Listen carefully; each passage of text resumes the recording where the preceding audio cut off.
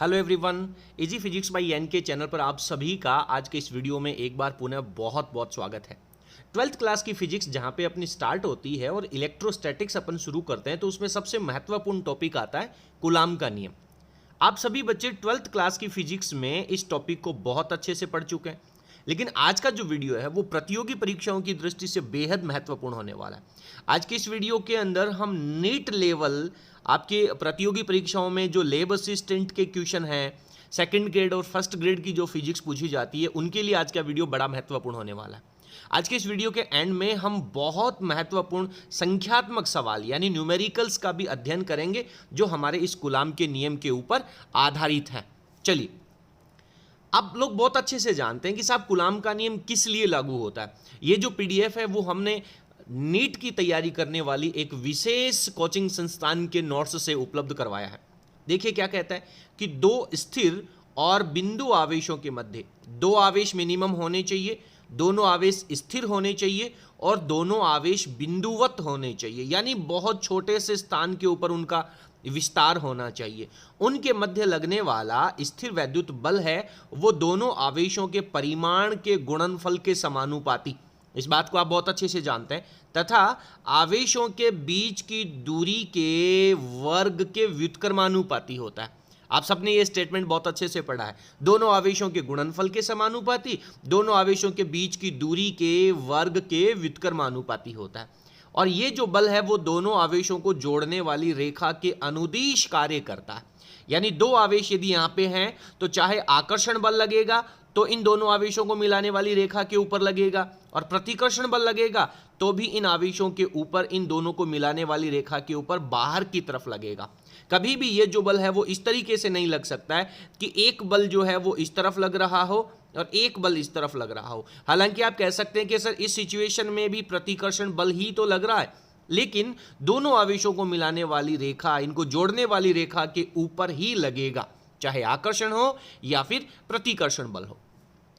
आगे कहता है कि मान लीजिए हमारे पास दो बिंदु आवेश हैं जिनका मान Q1 और Q2 है, दोनों निर्वात में रखे गए हैं। देखिए इनके बीच का जो माध्यम होता है वो भी इनके बीच लगने वाले बल को प्रभावित करता है। तो यहाँ पे हमने जो सिचुएशन ली है वो ये ले रखी है कि इनके बीच में निर्वात है और मान लीजिए कि इन दोनों के बीच की दूरी कितनी है, r है। तो कूलाम का नियम यदि हम लगाएंगे तो दोनों आवेशों के बीच लगने वाला जो बल होगा उसका परिमाण, यानी अभी हम वेक्टर फॉर्मेट नहीं ले रहे हैं, अभी हम सदिश रूप नहीं ले रहे हैं, इनके बीच लगने वाला जो बल होगा वो F is equals to F proportional to, हम जानते हैं सर Q1 एंड Q2 के गुणनफल के समानुपाती, sir F is proportional to 1/r² के समानुपाती, यानी सिर्फ r² कहेंगे तो व्युत्क्रमानुपाती होगा और 1/r² कहेंगे तो उसके समानुपाती होगा। कई दफा ये प्रश्न पूछ लिया जाता है कि दूरी के व्युत्क्रम के वर्ग के समानुपाती होता है।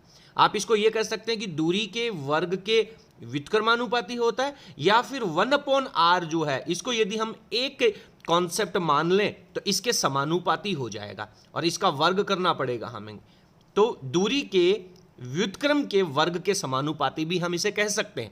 जिन बच्चों ने 12th की फिजिक्स पढ़ ली है उनको ये बातें समझ में आ रही होंगी। तो फाइनली हमारा जो फॉर्मेट बन जाएगा वो बनेगा F proportional to Q1 Q2 upon में r का स्क्वायर, और समानुपाती का चिन्ह हटेगा तब हमारे पास एक कांस्टेंट लगेगा जिसे अपन स्थिर वैद्युत बल नियतांक K कहते हैं। ये जो K है इसकी वैल्यू 1/4 पाई एप्साइलन होती है। देखिए एप्साइलन नॉट नहीं होती है, एप्साइलन होती है, लेकिन निर्वात की स्थिति कहने का मतलब है कि अब यहाँ पे माध्यम निर्वात है तो यहाँ पे इसकी जो विद्युतशीलता है वो एप्साइलन नॉट हमें यूज करनी होगी। तो K की जो वैल्यू है वो 9 × 10⁹ होती है। इसका मात्रक आप लोगों के लिए बड़ा महत्वपूर्ण रहेगा, N/m² अपॉन कूलाम स्क्वायर। आप यहाँ से इसका मात्रक निकालना पहले से सीखा होगा। इसका वीडियो यदि आप बेसिक वीडियो पढ़ना चाहते हैं तो आप हमारे चैनल की प्लेलिस्ट के चैप्टर नंबर 1 में जाएंगे और उसकी प्लेलिस्ट के जो वीडियोज हैं उनको आप क्रमानुसार हर एक टॉपिक को सीक्वेंस के अकॉर्डिंग तैयार हमने किया, वहां से आप इसको विस्तार से पढ़ सकते हैं। चलिए, यदि इसके CGS मात्रक की हम बात करें, ये जो N/m² अपॉन कूलाम स्क्वायर है ये इसका SI मात्रक है, यदि हम सीजीएस मात्रक की बात करें तो यहां पे जो के की वैल्यू आएगी वो आपके पास एक विशेष वैल्यू आ जाती है। ऑब्जेक्टिव प्रश्नों में पूछ लिया जाता है कि साहब के का मान कितना है, तो पहला प्रश्न दे दिया जाता है 9 × 10⁻9 newton metre square upon coulomb square, और दूसरा ऑप्शन दे दिया जाता है 1 dyne centimetre square upon state coulomb का स्क्वायर। और बच्चे जो है वो अपना पहला ऑप्शन है उसको सही टिक कर देते हैं। पूरा आपको टॉपिक पढ़ना चाहिए।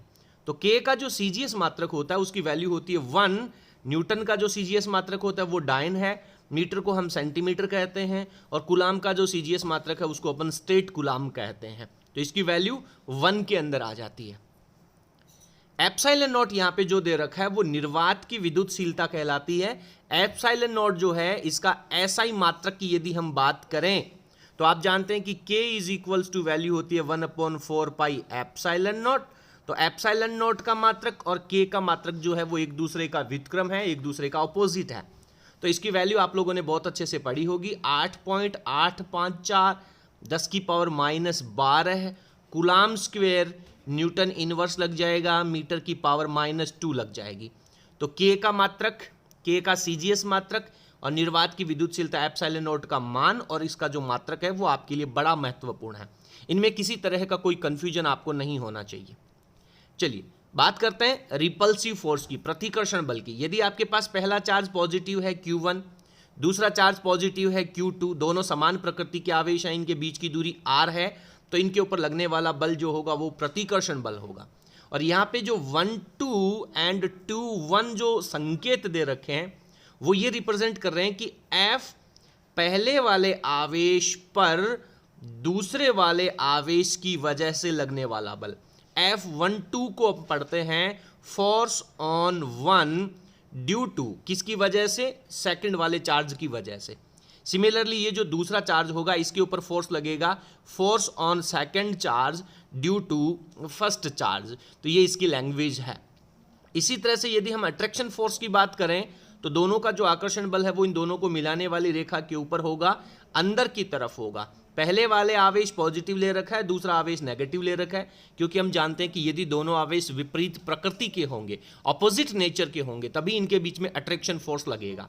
तो force on first charge due to second charge F12 vector and force on second charge due to first charge F21 vector, इनके बीच की दूरी हमारे पास r है। अब यहाँ पे हम इसके फंडामेंटल्स की बात करते हैं, इनके रिजल्ट्स की बात करते हैं। तो दोनों आवेशों के ऊपर लगने वाला जो बल है वो परिमाण में बराबर होता है। यहाँ पे हमने फोर्स का मोड निकाल रखा है, mode of F12 = mode of F21।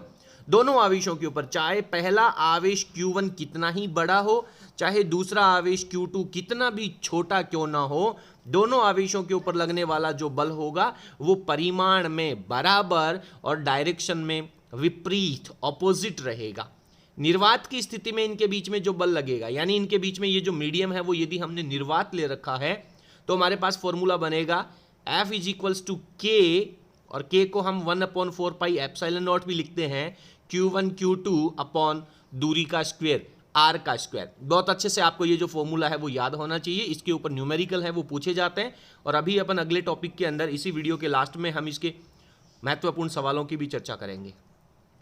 अगला टॉपिक है परिवेशी माध्यम का प्रभाव, यानी इनके बीच में जो माध्यम भरा हुआ है उसका क्या इफेक्ट रहेगा।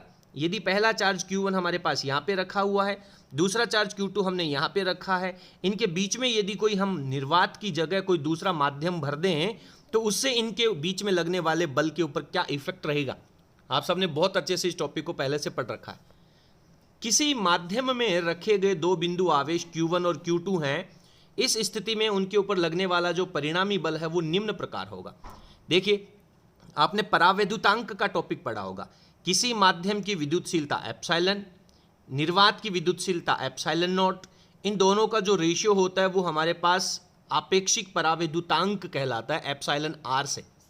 और एप्सिलॉन की वैल्यू हम निकालना चाहेंगे तो ये एप्सिलॉन नॉट इसके मल्टीप्लाई में चला जाएगा, तो फाइनली हमारे पास एप्सिलॉन = एप्सिलॉन नॉट इंटू परावैद्युतांक एप्सिलॉन r आ जाएगा। जैसा अभी इस वीडियो के प्रारंभ में मैंने कहा भी था कि यहाँ पे 1/4 पाई एप्सिलॉन का सिग्नल लगता है, यहाँ पे एप्सिलॉन का संकेत लगता है माध्यम भरे होने की स्थिति में। और जैसे ही माध्यम भरा होगा उस स्थिति में हम जब एप्सिलॉन लिखना चाहेंगे तो उसकी जगह हमें epsilon naught and epsilon R का मल्टीप्लिकेशन लिखना होगा, इन दोनों का गुणनफल लगाना होगा। तो फाइनली हमारे पास किसी माध्यम भरे होने की स्थिति में जो फॉर्मूला बनेगा वो बनेगा 1/4 pi epsilon naught epsilon R Q1 Q2 upon R square. और ये जो 1/4 पाई एप्सिलॉन नॉट है इसको हम K भी रिप्रेजेंट कहते हैं, तो K Q1 Q2 upon R का स्क्वेयर और माध्यम का पराविद्युतांक या विद्युतशीलता जो एप्सिलॉन आर है उससे भी हमें डिवाइड करना होगा। और अभी आपने पढ़ा था कि एफ नॉट हम कह देते हैं निर्वात के माध्यम भरे होने की स्थिति में लगने वाला बल, K Q1 Q2 upon R का स्क्वायर। तो इस स्थिति में हमारे पास ये जो बल F डैश आ जाएगा, माध्यम भरा होने की स्थिति का जो बल होगा, उस स्थिति में हम इतने को F नॉट से रिप्रेजेंट कर देंगे जो निर्वात का बल है, बटा में हमारे पास एप्सिलॉन आर लग जाएगा। यानी निर्वात की स्थिति में दो आवेशों के बीच में सबसे ज्यादा बल लगता है, चाहे वो आकर्षण हो या प्रतिकर्षण हो। यदि आप उन दोनों आवेशों के बीच में कोई दूसरा माध्यम भरेंगे तो डेफिनेटली उनके बीच लगने वाला बल कम हो जाएगा। कितने गुना कम हो जाएगा? जितना पराविद्युतांक उस मीडियम का है। यदि उस मीडियम का पराविद्युतांक 2 है तो हम 2 से डिवाइड कर देंगे, यानी फोर्स आधा रह जाएगा। आगे बढ़ते हैं। एप्सिलॉन आर जो है उसे हम माध्यम का पराविद्युतांक कहते हैं।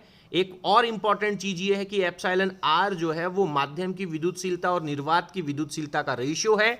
दोनों का जो यहाँ पे मात्रक होगा, यूनिट जो होगा, वो यहाँ पे दोनों का मात्रक कैंसिल आउट हो जाएगा। तो एप्सिलॉन आर जो है, पराविद्युतांक जो है, वो एक मात्रकहीन राशि है और एप्सिलॉन आर की जो वैल्यू है वो हमेशा हमेशा 1 से बड़ी होगी।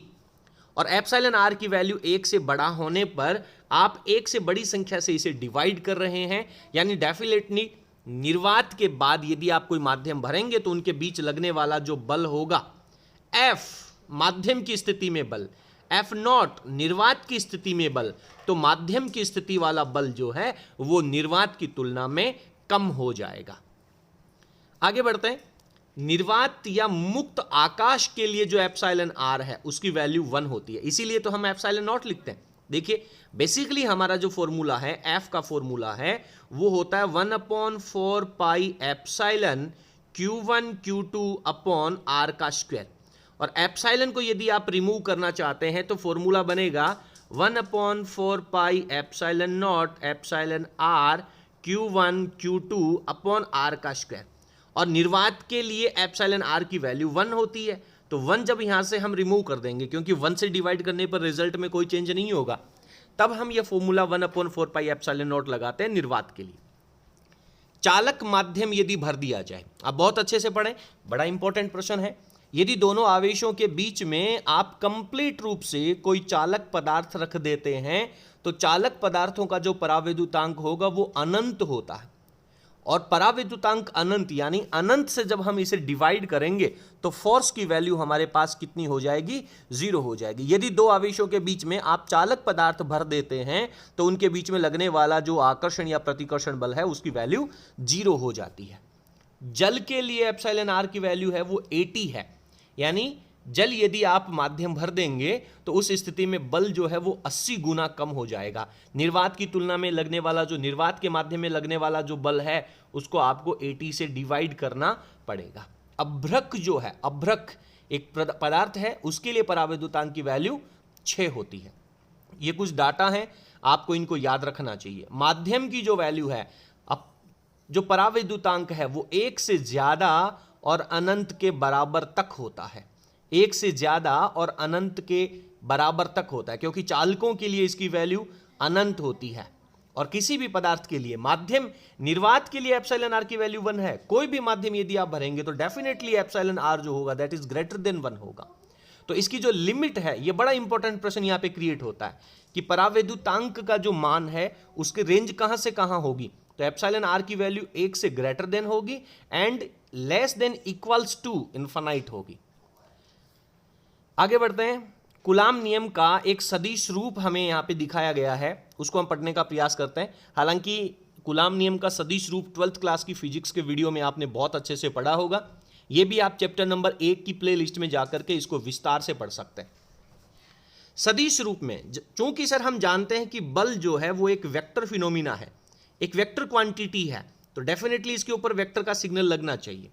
तो ये हमारे पास एक मूल बिंदु ओरिजिन पॉइंट O है। यहां से पहले आवेश के लिए जो स्थिति सदिश है, पोजीशन वेक्टर जो है वो r1 वेक्टर है, दूसरे चार्ज के लिए पोजीशन वेक्टर जो है वो r2 वेक्टर है। आप बहुत अच्छे से जानते हैं कि पोजीशन वेक्टर के ऊपर वेक्टर का साइन लगेगा। और सदिश संयोजन का त्रिभुज नियम आपने 11th क्लास की फिजिक्स में पढ़ा है।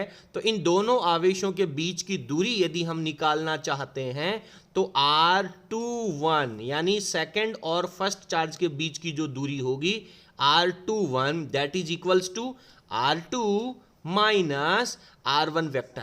ये यहां पे थोड़ा सा बोल्ड लिखा गया है। बोल्ड लिखने का मतलब है कि ये वेक्टर क्वांटिटी, देखिए चार्ज जो है Q1 एंड जो Q2 है इसको बोल्ड नहीं लिखा गया, यानी ये वेक्टर क्वांटिटी नहीं है, ये अदिश राशि है। F21 F12 को बोल्ड लिखा गया है, R1 एंड R2 को बोल्ड लिखा गया है, थोड़ा सा ज्यादा डार्क लिखा गया है, इसका मतलब ये वेक्टर क्वांटिटी है। तो इस स्थिति में F1 के ऊपर 2 की वजह से जो फोर्स लगेगा वो बाहर की तरफ लगेगा, क्योंकि दोनों के दोनों सिमिलर नेचर के समान प्रकृति के चार्ज हैं। दूसरे आवेश के ऊपर जो पहले की वजह से बल लगेगा वो भी बाहर की तरफ लगेगा। और इनके बीच की दूरी हमें चाहिए, क्योंकि कूलाम का नियम कहता है बीच की दूरी के वर्ग के व्युत्क्रमानुपाती, तो हमें R21 लिखना होगा। एक चीज यहां पे बड़ी महत्वपूर्ण है कि R21 that is equals to R2 minus R1 and R12 that is equals to R1 minus R2, लेकिन इनका जो मोड होता है वो तो इक्वल होता है। दोनों आवेशों के बीच की दूरी तो बराबर है। पहले आवेश से दूसरे आवेश की तरफ आप जाएंगे तो इसकी डायरेक्शन ये रहेगी, दूसरे आवेश से आप पहले आवेश की तरफ आएंगे तो इसकी जो डायरेक्शन है वो ऑपोजिट हो जाएगी। इसलिए वेक्टर फॉर्मेट में ये दोनों इक्वल नहीं होंगे, वेक्टर फॉर्मेट में इक्वल नहीं होंगे, ये केवल और केवल मैग्नीट्यूड परिमाण के रूप में बराबर होंगे। इसी तरह से यदि यहां पे एक बहुत इंपॉर्टेंट राशि दे रखी है, एक बहुत महत्वपूर्ण डायग्राम है ये आप लोगों के लिए, देखिए Q1 and Q2 is greater than 0, इन दोनों का जो मल्टीप्लिकेशन है वो 0 से बड़ा है। इसका अर्थ क्या है? देखिए जो पॉजिटिव वैल्यूज होती हैं वो ही 0 से बड़ी होती हैं, ये वैल्यूज ही 0 से बड़ी होती हैं। इसका मतलब दोनों के दोनों चार्ज अगर पॉजिटिव होंगे तो इनको जब अपन गुणा करेंगे तो 0 से बड़ी वैल्यू आएगी, या फिर दोनों चार्ज जब नेगेटिव होंगे तो माइनस से माइनस गुणा होकर के प्लस बन जाएगा। यानी कि जब Q1 और Q2 का मल्टीप्लिकेशन 0 से बड़ा है, इस बात से हमें यह अर्थ निकलता है कि दोनों चार्ज या तो पॉजिटिव हैं या फिर दोनों चार्ज नेगेटिव हैं। और इस स्थिति में इनके बीच में समान प्रकृति के आवेशों के बीच में कैसा बल लगेगा? प्रतिकर्षण बल लगेगा। तो Q1 एंड Q2 का जब मल्टीप्लिकेशन यदि ग्रेटर देन 0 है तो डेफिनेटली वो समान नेचर के चार्ज है और उनके बीच में प्रतिकर्षण बल लगेगा। दूसरा सेगमेंट यहां पे हमसे कह रहा है कि Q1 एंड Q2 का जो मल्टीप्लिकेशन है दैट इज लेस देन 0, इन दोनों का जो मल्टीप्लिकेशन है, गुणनफल है, वो 0 से छोटा है। 0 से छोटा होने का मतलब है नेगेटिव वैल्यू, और दो संख्याओं का गुणनफल नेगेटिव आ रहा है, यानी एक पॉजिटिव संख्या होगी दूसरी नेगेटिव संख्या होगी। और एक पॉजिटिव और एक नेगेटिव संख्या होने का मतलब है दोनों ऑपोजिट नेचर के चार्ज हैं, एक पॉजिटिव होगा और एक नेगेटिव होगा। इस स्थिति में दोनों के बीच में आकर्षण प्रकृति का बल लगेगा। तो ये जो सिग्नल है, ये जो वैल्यू यहां पे दे रखी है, वही बताती है कि इनके बीच में आकर्षण बल लगेगा या फिर प्रतिकर्षण बल लगेगा। वेक्टर फॉर्मेट में इनको लिखा गया है कि F21 वेक्टर, यानी दूसरे चार्ज पर पहले चार्ज की वजह से लगने वाला फोर्स K जो है वो कांस्टेंट है, Q1 एंड Q2 हमारे पास आवेशों का मान है, नीचे हमें लेना है दोनों के बीच की दूरी का वर्ग। और वेक्टर फॉर्मेट हम जब लिखेंगे तो डेफिनेटली हमें यहां पर एकांक सदिश भी लगाना पड़ेगा। तो F21 वेक्टर लिया है तो यहां पर R21 का कैप लगेगा। इसी तरीके से यदि F12 वेक्टर हम यहां पे लेंगे तो यहां पर हमारे पास R12 कैप आएगा। और ये जो दोनों वैल्यूज हैं नीचे वाली, ये जो दूरियां हैं, ये दोनों दूरियां आपस में बराबर हैं, क्योंकि यहां पे इनका मोड लिया गया, केवल परिमाण फैक्टर लिया गया। तो यदि दोनों आवेशों के बीच में लगने वाले बल की वेक्टर क्वांटिटी की बात करें तो दोनों पे बल परिमाण में तो इक्वल लगेगा, लेकिन दोनों के डायरेक्शन ऑपोजिट होने के कारण इनके बीच में माइनस का चिन्ह लगेगा। और यदि मैं इसको कह दूं कि F12 वेक्टर का mod that is equals to F21 vector का मॉड, यानी वेक्टर क्वांटिटी है और उनका यदि आपने मॉड निकाल दिया, परिमाण ले लिया, दैट टाइम ये दोनों इक्वल होंगे। लेकिन यदि आप इनको वेक्टर फॉर्मेट में लिख रहे हैं और आपने मॉड नहीं लिया है, इसका मतलब दोनों की डायरेक्शन भी इनके साथ इंक्लूड है, और डायरेक्शन दोनों बलों की एक दूसरे के अपोजिट होती है। क्लियर है? इसी तरीके से यहां पे हमें एक चीज ये भी बहुत अच्छे से समझाई गई है कि R21 वेक्टर का मतलब है कि आप दूसरे चार्ज से पहले चार्ज की तरफ आ रहे हैं, तो आपको R2 माइनस R1 लिखना होगा। हालांकि दोनों के बीच का परिमाण बराबर है। और इसी तरीके से यदि आप R12 वेक्टर लिखेंगे तो 1 से 2 की तरफ जा रहे हैं, तो R1 माइनस R2 वेक्टर लेना होगा, जो कि दोनों का परिमाण बराबर है, बट डायरेक्शन अपोजिट होने के कारण हमें दोनों के बीच में नेगेटिव साइन यूज करना चाहिए। बेसिक चीजें हैं, बहुत छोटे छोटे प्रश्न यहां से पूछे जाते हैं। उम्मीद करता हूं कि आप सभी को ये जो बातें हैं वो अच्छे से समझ में आ रही हैं। यदि आपको वीडियो पसंद आए तो प्लीज आप वीडियो को लाइक करें और इसे कंपटीशन परीक्षाओं की तैयारी करने वाले सभी परीक्षार्थियों के साथ शेयर कर हमें सपोर्ट जरूर करें। F21 वेक्टर क्या कह रहा है? दूसरे आवेश पर पहले आवेश के कारण बल, ये साइंस की लैंग्वेज है। F12 वेक्टर क्या कह रहा है? पहले आवेश पर दूसरे आवेश के कारण बल को रिप्रेजेंट कर रहा है। कूलाम नियम के लिए कुछ महत्वपूर्ण फैक्टर यहां पे, महत्वपूर्ण स्टेटमेंट यहां पे दिए गए हैं, महत्वपूर्ण तथ्य यहां पे दिए गए हैं। देखिए क्या कहता है। यह नियम भौतिक प्रयोगों पर निर्भर है, किसी अन्य सिद्धांत से व्युत्पन्न नहीं किया जा सकता। यह केवल एक प्रैक्टिकल फॉर्मेट है। हजारों दफा ऐसा देखा गया कि दो समान और दो विपरीत प्रकृति के आवेशों के बीच में प्रतिकर्षण और आकर्षण बल लगता है। बल जो है वो दोनों आवेशों के गुणनफल के समानुपाती, बीच की दूरी के वर्ग के व्युत्क्रमानुपाती। तो यह केवल प्रयोगों के ऊपर निर्भर नियम है। यह बल न्यूटन के तीसरा नियम, न्यूटन का तीसरा नियम क्या कहता है? क्रिया प्रतिक्रिया का जो नियम है उसका पालन करता है। यानी पहले आवेश पर दूसरा आवेश जितना बल लगाएगा तो दूसरे आवेश पर पहला आवेश भी उतना ही बल लगाएगा। Every action has equal and opposite reaction. आगे कह रहा है कि स्थिर वैद्युत बल संरक्षी प्रकृति का बल होता है। संरक्षी प्रकृति का बल का मतलब है कि इनका सदिश योग किया जा सकता है। संरक्षी प्रकृति के बल का मतलब है कि इनको यदि हम वेक्टर सम करेंगे तो हमारे पास इसका रिजल्ट आ जाएगा। यानी इन्हें जब अपन रिमूव करेंगे तो दोनों के दोनों वैल्यू जो है वो एक दूसरे के इक्विवेलेंट आएंगी। आगे कह रहा है कि दो बिंदु आवेशों के मध्य लगने वाला बल है वो किसी अन्य आवेश की उपस्थिति से प्रभावित नहीं होता। ये दो आवेश Q1 एंड Q2 हैं, इनके बीच में जो भी रिलेशन है, जो भी रिश्ता है, जो भी आकर्षण या प्रतिकर्षण बल लग रहा है, उस बल के ऊपर तीसरे आवेश के होने या ना होने से कोई प्रभाव नहीं पड़ेगा। इनकी दोस्ती के ऊपर इस तीसरे का कोई प्रभाव नहीं पड़ेगा। अतः अध्यारोपण का सिद्धांत इस बल के लिए मान्य होता है। स्थिर वैद्युत बल गुरुत्वाकर्षण बल की तुलना में बहुत बड़ा है। बहुत बड़ा है का मतलब क्या है? बहुत पावरफुल है। गुरुत्वाकर्षण बल है वो भी दो आवेशों के बीच में आकर्षण प्रकृति को रिप्रेजेंट करता है। यहां पर भी यदि एक पॉजिटिव और एक नेगेटिव चार्ज है तो इनके बीच में भी आकर्षण बल लगेगा, परंतु ये जो स्थिर वैद्युत बल है वो गुरुत्वाकर्षण बल की तुलना में बहुत स्ट्रॉन्ग है। कितना स्ट्रॉन्ग है इसका एक रिलेशन, एक रेशियो यहां पे दिया गया है कि स्थिर वैद्युत बल Fe यानी इलेक्ट्रोस्टैटिक फोर्स और गुरुत्वाकर्षण बल Fg यानी ग्रेविटेशनल फोर्स, इन दोनों का रेशियो हम यहां पे ले रहे हैं। ये कैलकुलेटेड वैल्यूज हैं, आप लोगों को बहुत अच्छे से याद होनी चाहिए। यदि दो इलेक्ट्रॉनों की बात करें कि एक इलेक्ट्रॉन यहां है, एक इलेक्ट्रॉन यहां है, गुरुत्वाकर्षण बल का कहता है कि F is equals to G m1 m2 upon r का स्क्वायर। तो इन दोनों के बीच में गुरुत्वाकर्षण बल आकर्षण प्रकृति का लगेगा, लेकिन जो स्थिर वैद्युत बल है हालांकि वो प्रतिकर्षण प्रकृति का लगेगा, लेकिन Fe जो है वो बहुत पावरफुल होगा। कितना पावरफुल होगा? 10 की पावर 41 टाइम ज्यादा होगा इलेक्ट्रोस्टैटिक फोर्स। एक प्रोटॉन और एक इलेक्ट्रॉन यदि हम ले लें तो उस स्थिति में ये जो फोर्स है वो 10 की पावर 39 हो जाएगा। यदि दो प्रोटॉन हम ले लें, एक प्रोटॉन यहां पर है, एक प्रोटॉन यहां पर है, इनके बीच में गुरुत्वाकर्षण बल लगेगा, इनके बीच में स्थिर वैद्युत बल लगेगा, तो जो स्थिर वैद्युत बल है वो 10 की पावर 36 टाइम पावरफुल होगा। तो ये जो पावर्स हैं, ये जो डाटा है, वो इंस्टेंटली कुछ क्षणों के लिए, कुछ समय के लिए आपको याद होना चाहिए, ताकि आपको ये फील होगा कि जो इलेक्ट्रोस्टैटिक फोर्स है that is more powerful than gravitational force. आगे इसके कुछ महत्वपूर्ण एग्जांपल्स दे रखे हैं। एक एग्जांपल नंबर 4 यहां पे दे रखा, क्या कह रहा है कि दिया गया है Q1 plus Q2 equals to Q। दो आवेश हैं, उनका जो सम है वो Q दे रखा है। Q1 और Q2 को किस अनुपात में लिया जाए कि Q1 तथा Q2 के मध्य लगने वाला बल जो है वो मैक्सिमम होगा। भाई साहब, एक चार्ज यहां पे Q1 है, एक चार्ज यहां पे Q2 है, दोनों का जब योग करेंगे तो ये Q आ जाएगा।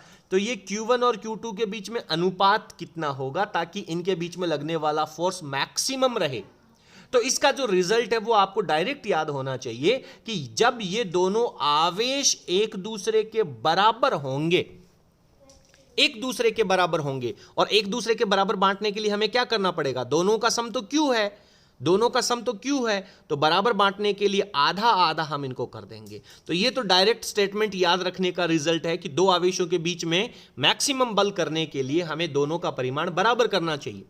लेकिन इसका सॉल्यूशन क्या है? इसका सॉल्यूशन चलिए हम पढ़ते हैं कि मान लीजिए पहला चार्ज जो है वो Q है और Q1 plus Q2 equals to Q है, तो बेटा दूसरा चार्ज Q2 कितना हो जाएगा? सर Q2 की वैल्यू हो जाएगी Q minus Q1, Q minus Q1। ये जो Q1 है वो दूसरी तरफ माइनस में चला जाएगा। तो पहला चार्ज हमने Q1 लिख दिया, दूसरा हमने Q माइनस Q1 लिख दिया अपॉन आर स्क्वायर। इस स्थिति में बल मैक्सिमम है, और मैक्सिमम वैल्यू का जो अवकलन होता है, यहां पे हम ब्रेक किसको कर रहे हैं, हम तोड़ किसको रहे हैं, आवेश को तोड़ रहे हैं। तो Q1 के रिस्पेक्ट में हम इसका अवकलन कर देंगे, और अवकलन की वैल्यू यदि 0 है तभी इसकी वैल्यू मैक्सिमम होगी, क्योंकि मैक्सिमम वैल्यू का अवकलन 0 आता है। तो जब हमने इसका अवकलन किया तो हमारे पास इसका जो सॉल्यूशन है वो 0.5 आ जाता है। आप इसका सॉल्यूशन पढ़ लेना, समझ लेना, ठीक है। मैंने आपको डायरेक्ट बता दिया कि इस स्थिति में दोनों आवेशों का मान एक दूसरे के बराबर होना चाहिए।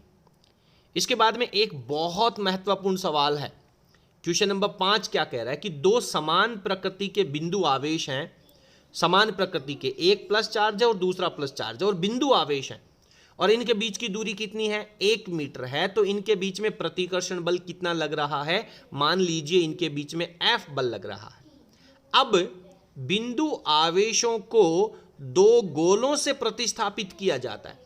ये जो बिंदु आवेश है इसको एक बड़े गोले के ऊपर ट्रांसफर कर दिया, ये जो दूसरा बिंदु आवेश है इसको एक दूसरे बड़े गोले के ऊपर ट्रांसफर कर दिया, और इन दोनों गोलों की त्रिज्याएं कितनी है, 25 सेंटीमीटर है। इनके बीच की टोटल दूरी कितनी थी, 1 मीटर की दूरी थी। तो 1 मीटर की तुलना में ये जो सेंटीमीटर 25 सेंटीमीटर है ये तो 1/4 हो गया। यानी इसको हम नेग्लिजिबल तो नहीं कह सकते, इसको हम बिंदु आवेश तो नहीं कह सकते। तब आवेश बिंदु आवेशों के समान है, यानी इस बिंदु आवेश के ऊपर जितना चार्ज था वही चार्ज हमने यहां पे डिस्ट्रीब्यूट किया, इस बिंदु आवेश के ऊपर जितना चार्ज था वही हमने इस चालक गोले के ऊपर डिस्ट्रीब्यूट किया है। दोनों गोलों के केंद्रों के बीच की दूरी अब भी हमने 1 मीटर ही रख रखी है। तो बताइए दोनों परिस्थितियों में लगने वाला प्रतिकर्षण बल की तुलना कीजिए। तो पहली स्थिति में यहां पे आपसे कह रहा है कि इस बिंदु आवेश और इस बिंदु आवेश के बीच की दूरी d है, और फोर्स कितना लग रहा है, F लग रहा है। अब दोनों आवेश समान प्रकृति के हैं तो, और चालक गोलों के ऊपर डिस्ट्रीब्यूट है, तो दोनों समान प्रकृति के आवेश एक दूसरे को प्रतिकर्षित करेंगे।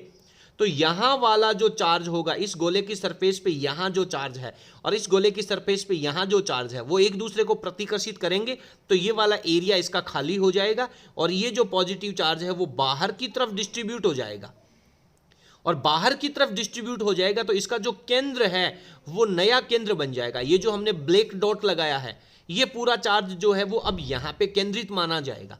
इसी प्रकार से ये जो चार्ज है जो यहां वाला प्रतिकर्षित होकर के बाहर की तरफ चला गया है, उसका जो द्रव्यमान केंद्र जिसे अपन कहते हैं, सेंटर ऑफ मास जैसे अपन रिप्रेजेंट करते हैं, कक्षा 11 की फिजिक्स में आपने सेंटर ऑफ मास पढ़ा होगा, तो उसी तरीके से इनका जो केंद्र है वो यहां पे डिस्ट्रीब्यूट हो जाता है। यानी कि इन दोनों बिंदु आवेशों को गोलों पर ट्रांसफर करने के कारण इनके बीच की जो प्रभावी दूरी है वो बढ़ गई है, और साहब हम बहुत अच्छे से जानते हैं कि दूरी के वर्ग के व्युत्क्रमानुपाती होता है, यानी दूरी का मान बढ़ेगा तो बल दोनों के बीच में कम हो जाएगा। तो इस स्थिति में जो बल होगा वो पहले की तुलना में क्या हो जाएगा, चालक गोलों के ऊपर आवेश ट्रांसफर करने पर बल क्या हो जाएगा, कम हो जाएगा। सेकंड परिस्थिति में एक समान आवेशों के मध्य लगने वाले प्रतिकर्षण बल के कारण उनके केंद्र जो है वो प्रभावी दूरी d डैश पहले की तुलना में बढ़ जाती है और दूरी बढ़ने से उनके बीच में लगने वाला प्रतिकर्षण बल कम हो जाता है। उम्मीद करता हूं कि आपको ये सभी बातें अच्छी तरीके से समझ में आई होंगी। आपको हमारा आज का वीडियो कैसा लगा प्लीज आप हमें कमेंट सेक्शन में जरूर लिखिएगा। यदि आपको वीडियो पसंद आया तो प्लीज आप इस वीडियो को लाइक करें और इसे अपने सभी फ्रेंड्स के साथ शेयर जरूर करें। आज की क्लास में इतना ही, बहुत बहुत धन्यवाद। आप लोगों के फीडबैक के आधार पर ही डिसाइड किया जाएगा कि आगे का वीडियो आप लोगों को